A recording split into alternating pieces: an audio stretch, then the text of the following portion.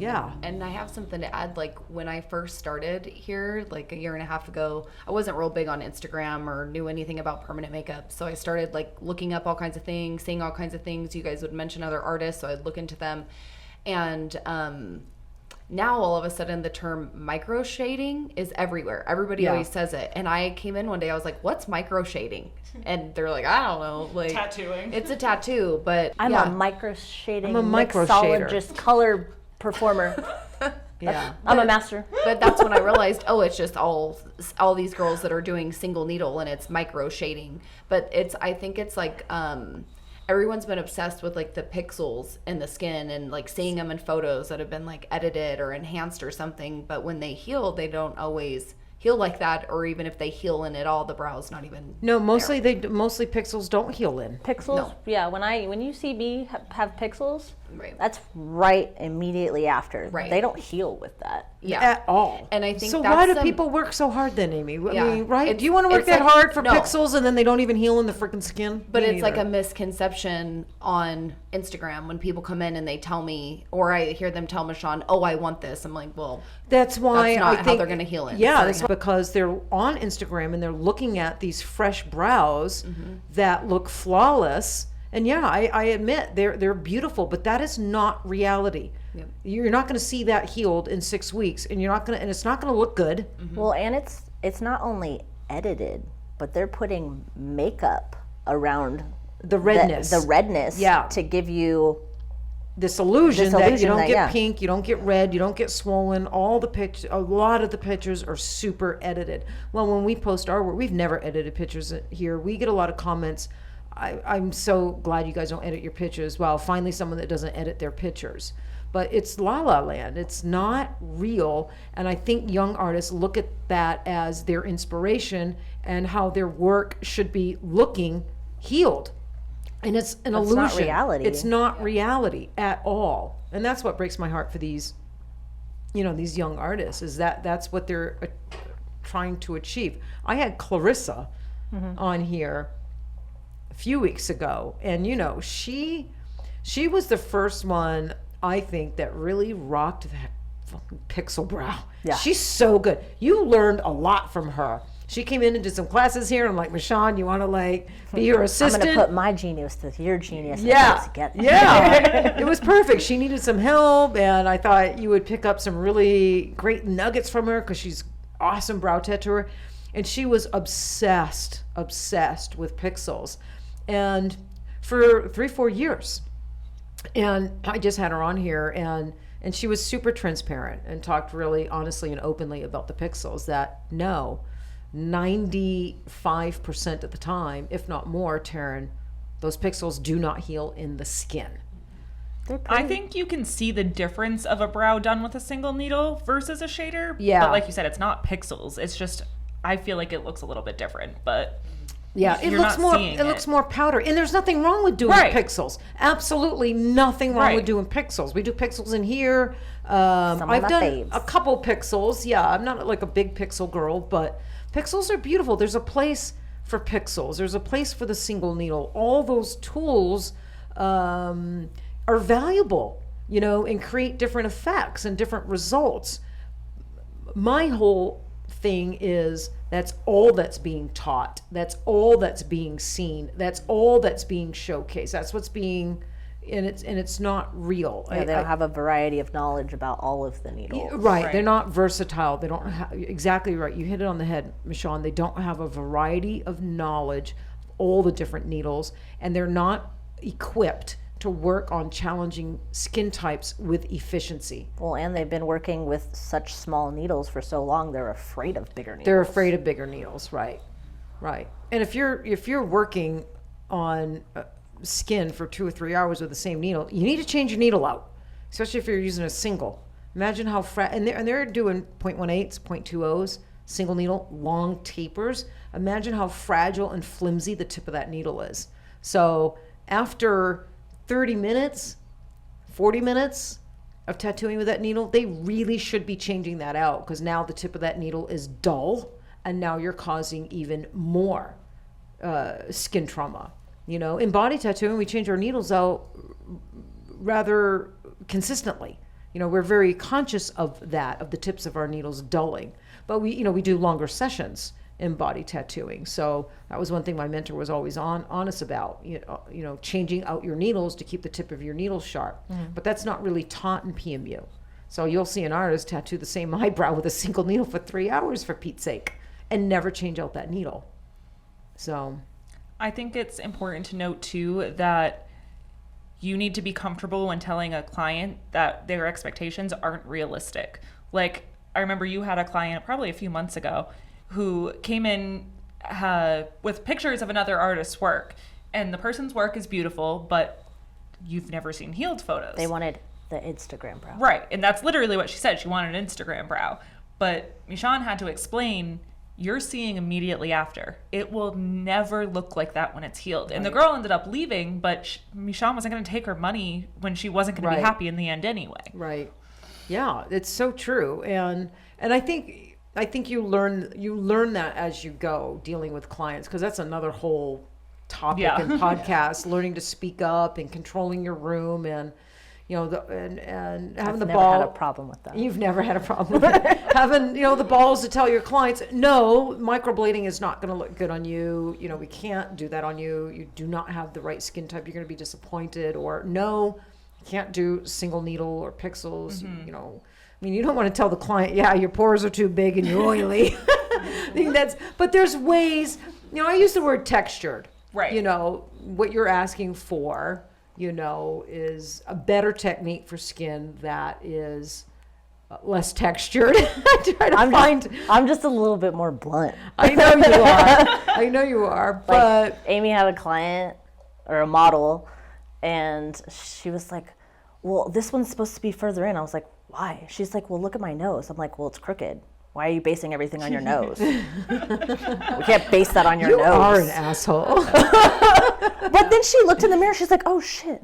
My nose is crooked. I was like, I don't know who didn't tell you, but, you're welcome. Yeah, I know. I have to say, when Michonne said that, I was like, I can't believe you said that to that girl. And she was like, well, Amy, her nose is crooked. She needs to understand. I'm like, yeah, but, and she's like, you need to learn to say stuff like that. So no, but we're working on that. Yeah, no, but it is kind of true. Well, I'm not gonna lie to them. You come from the massage world, so your world is to please and soothe and make people feel good and relax. Kiss ass. So glad I don't have to do that here. Yeah. I'm not doing it again. Here, we can't, same thing, But Michonne. I'm a different breed. Yeah, but your clients love you. Anybody that knows you. I know you come on here all the time and announce you're an asshole. People are going to start thinking you're an asshole. I'm super nice. I'm really You are. nice.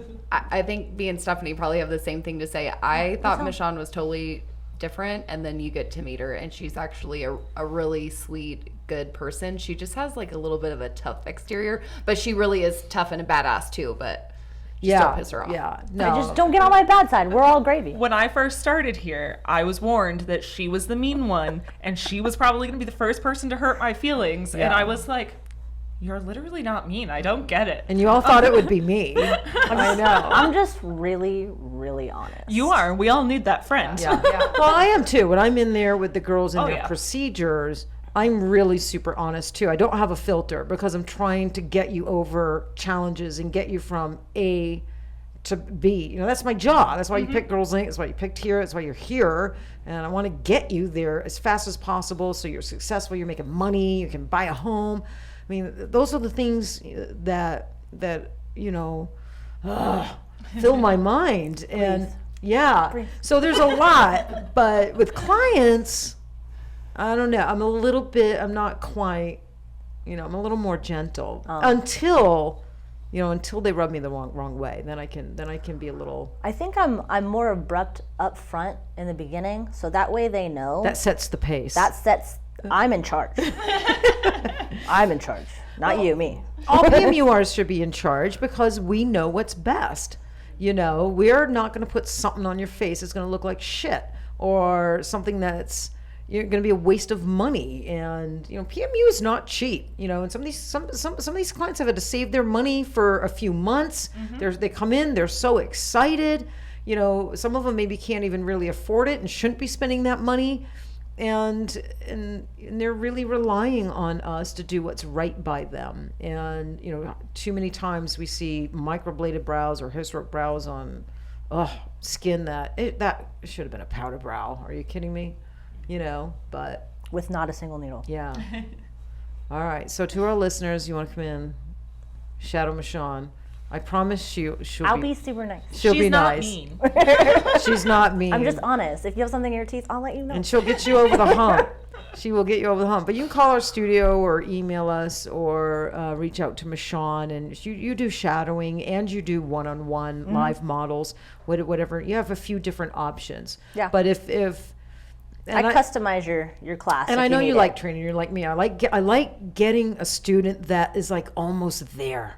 And they've got this passion and they're just dying to get over this hump. And then they come in here with either me or you. And it's just a few things that we need to adjust them on. And then they get over that hump and the last they start model, doing I'm like, great work. I don't even really need to watch you now. Yeah. You're doing great. Yeah. Yeah. Well, we're hardcore trainers. And yeah, that's what we're really good at.